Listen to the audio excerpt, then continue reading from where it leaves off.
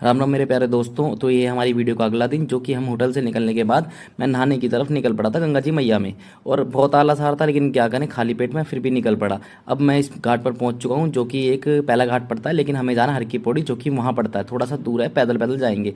तो इस पुल पर चलते चलते हम पहुंच गए थे वहीं धनुष पुल के पास, जिसमें हमने रात को खड़े होकर खूब सारी फोटो खिंचवाई थी, और मैंने वो फेसबुक पे अपलोड कर भी दी है।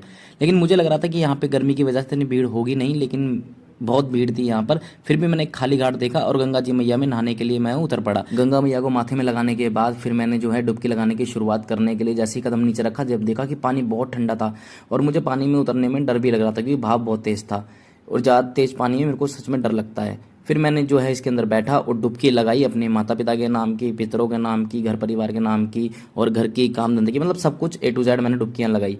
लेकिन पानी इतना ठंडा था कि मेरा मन इसमें बैठने को कर नहीं रहा था। फिर भी हिम्मत करके मैंने स्नान पूरा किया और पहन लिए जल्दी जल्दी कपड़े। और कपड़े पहनने के बाद मेरे आज की आउटफिट ये थी, लग तो मैं स्मार्ट भी रहा था, लेकिन कोई मेरे को देख भी नहीं रहा था।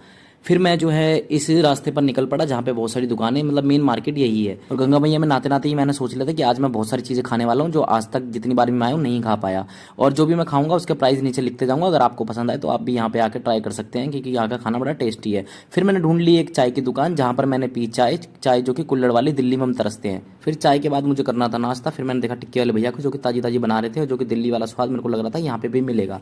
और इनके पास कुछ अट्रैक्टिव सी लग रही थी टिक्की, मैंने फिर तैयार करवाई और मैंने खा के देखी तो काफ़ी स्वादिष्ट थी। उसी के बीच मैंने देखा कि दो बंदर अपनी साइडिंग को लेकर के लड़ाई कर रहे थे कि मेरी है, और वो दोनों सी नाखुश लग रही थी। फिर मैंने लिया स्वीट कॉर्न, उसके बाद मैंने फिर दोबारा से पी चाय, चाय भी बड़ी यम्मी थी। फिर इन्हीं सब में लग गया पूरा दिन। फिर हो गई थी शाम, शाम को किया मैंने यहाँ का डिनर। डिनर में ली मैंने वेज डीलक्स थाली, जिसके अंदर पनीर की सब्जियां, दाल चावल सब कुछ था, और खाना बड़ा यम्मी था।